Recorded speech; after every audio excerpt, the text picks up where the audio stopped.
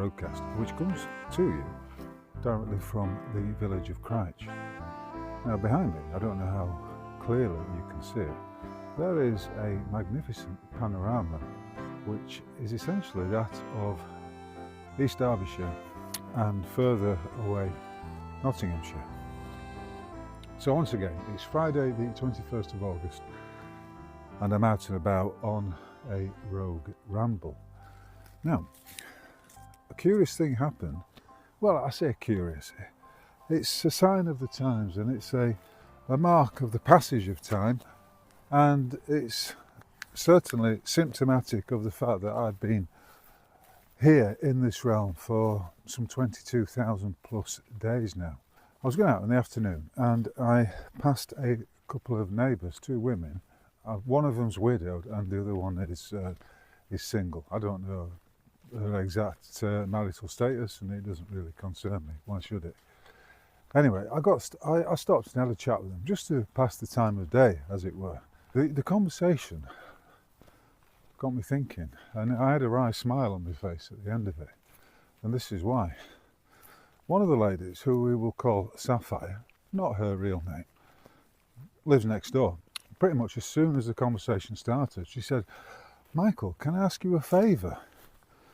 Now, Sapphire is 68 calendar years old.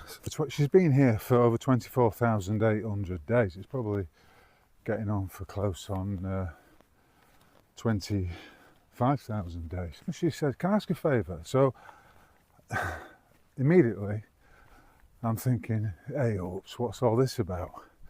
So tentatively I replied, "Yes, of course you may." And she said, "Could you come round and help me dismantle my bed?" So I raised a quizzical eyebrow at this and said, "Well, what do you mean?" She said, "I'm buying a new bed and I want to have the old one dismantled. I've only had it 5 years," she continued. "I offered it to Steve," she said, "but he declined it. And so I need to get it dismantled in readiness for the new bed, which I'm having delivered next week." And it got me thinking. Immediately, I was considering how many thousands of days ago, back in my more youthful times, I actively would seek ways or find ways to be invited into the beds of young ladies. And you may say, well, there's nothing extraordinary in that, that's just the way it goes when you're a younger vintage. But what occurred to me was that this is just a marker, if you like, in the passage of time, in the journey.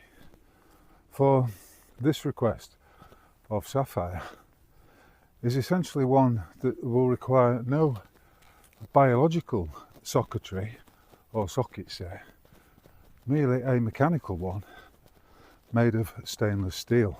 And so there you have it in a nutshell.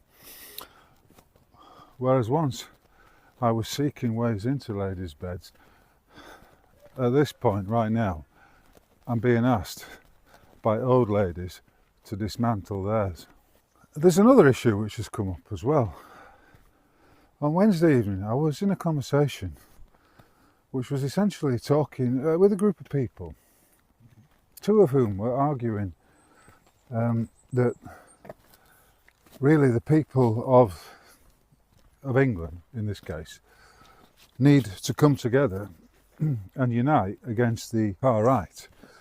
All those people who are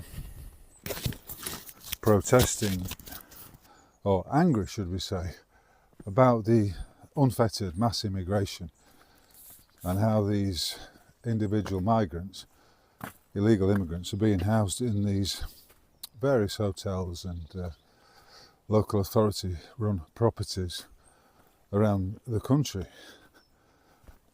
And it got me thinking, you know, what is about the weaponisation of language. So for example, the term racist or racism is essentially meaningless. It's just a word that's been weaponised and has become a useful tool in the hands of useful idiots to decry someone whom a particular group disagrees with. Oh, you're racist bastard, you can't say that. It's an attempt to close down the discussion, to seal off any kind of debate or extrapolation of what might be going on. It's a lazy term, and it, like I say, it's as meaningful as terms like transphobic or homophobic or anti-Semite or indeed anti-racist. And it got me thinking once again about how back in the day, when I was that younger man, growing up in Huddersfield, there were a smattering of immigrant families, largely, not many, but largely those that were there were from the Indian subcontinent and or the Caribbean. So they were African Caribbean. And we just kind of got on with it. And, you know, in the 80s, there was a push towards multiculturalism. You know, this idea that we can all blend together and we can unite as one.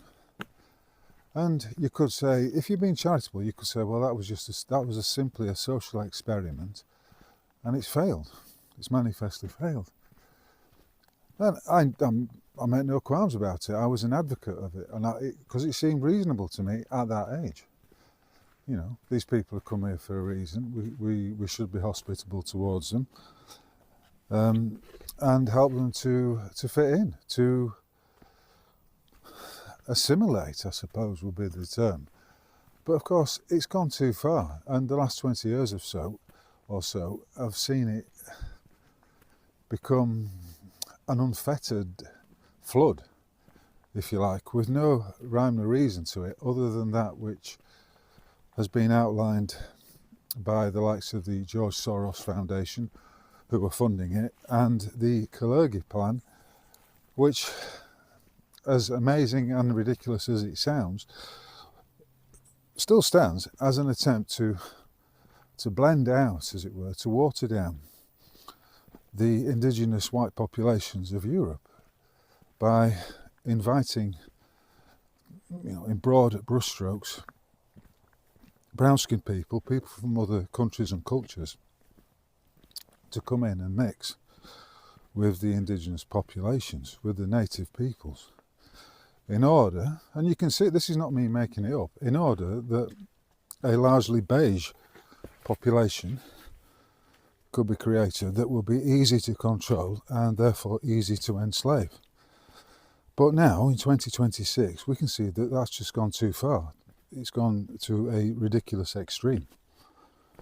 So what once may have seemed reasonable, say in the 1980s, you know, when we would be listening to the likes of Bob Marley, the Specials, Selector, we're listening to a lot of great reggae music, there was the ska music, even the Clash were promoting, you know, Caribbean music, reggae, and all of that.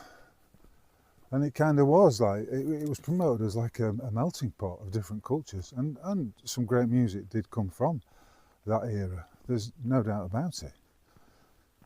But we're talking now, in 2026, of a very different situation, one in which the native peoples are, you know, under threat from, in some sense. Well, you could say in a very real sense. But then again, it's all nonsense. So even as I'm attempting to articulate it, I realise that, and I see it all as some great game or something, like an international game of risk in which, I mean, let's be clear, all these individuals who are migrating into European countries are being moved around the geopolitical chessboard like pawns, and most of that comes from the communist billionaire, which is something of a contradiction in terms, George Soros, who's so fucked in the head that he's vowed to carry out this attempt to overthrow native populations across Europe and the USA, etc. I mean, it's doomed to failure, there's no doubt about it, but we're having to deal with the fallout from this, and it's ridiculous. I mean, even ridiculous doesn't really begin to describe it. It's ridiculous, and yet it's very serious. It's egregious, and yet it doesn't really fucking matter, especially if you realise that this is a simulated experience, that we are merely sojourners passing through a spiritual realm, a spiritual construct, which appears to be of a materiality that we can see, hear, feel, touch, etc., but really it is not. Hence the expression, I'm in this world, but I am not of it. This isn't our true home. This is not where we truly belong. We're simply passing through. And all of this has to be borne in mind whilst we consider these geopolitical machinations and the harms and losses that are being caused by them. But as I said last week when I was talking about money, my perception has shifted again, because I can't really be too concerned when I am of the view that all of this is a construct, a simulacrum, if you like, a matrix, some might call it, that has no reality. That it is, in the words of Bill Hicks, just a ride. We're just passing through, and we are hurtling through and rising up and down at the same time. And with that in mind, I'm tempted to call this a fool's journey. You know, I'm never going to have a massive audience, not simply because I'm being suppressed by the algorithms, but because my work does not have a broad appeal. Only those with the eyes to see and the ears to hear will truly grasp it. And even then, people may only subtly perceive that which I'm expressing, because a lot of the time I'm trying to express the ineffable, that which is indescribable and beyond our powers of articulation. For after all, am I not a philosopher? Am I not in love with wisdom? And therefore, am I not passionate about the truth? Well, I am. And there's a great beauty in that. Truth is beauty, beauty is truth. And that is all you need to know on earth. Everything is subject to change. And so I'm tentatively calling this episode simply Folly. You know, you continue in your foolish ways, and eventually you'll get slapped around the face so much that you will come to a point of wisdom. The fool's journey is always an interesting one, but it's not necessarily the most playful one or the most long-lasting. I don't think it can last. I used to play the fool at school, but now I think it's time to put any foolishness to one side and just, not to say, be playful, certainly, but stopping any engagement in folly. I know this won't make much sense to many people, but hopefully it will make good sense to a significant few. As I've said, I'm interested more in quality, the quality of my audience rather than the quantity, which is is demonstrably not large. Anyway, this route's going to take me down to the Cromford Canal. I'm going to head north along there, and then I will climb back up to Christ. It's a route that, you know, I've walked previously, and one which I've brought to people's attention. And as is always the case, I do enjoy this, the quietness of it all, the almost silent nature of it, as we move through the month of August, which I always find to be a strange month. It's a month when I feel it most acutely, that I don't really belong here. There are strange energies at play right now, and we have to be wary. We have to be able to stop the vampires, as it were, stop those parasites that are sucking on our spiritual energy and distance ourselves from them. Because after all, is it not the case that we tend to give these things too much of our energy, too much of our time, and too much of our attention? I'll be interested to hear from those of you that understand and grasp exactly what I'm expressing here, and for you to, you know, lay out or comment about your own experiences and where you're at right now. Because as is often the case, you know, I appreciate the audience is of a similar age to me, somewhere around the 22,000 days mark, give or take a few hundred.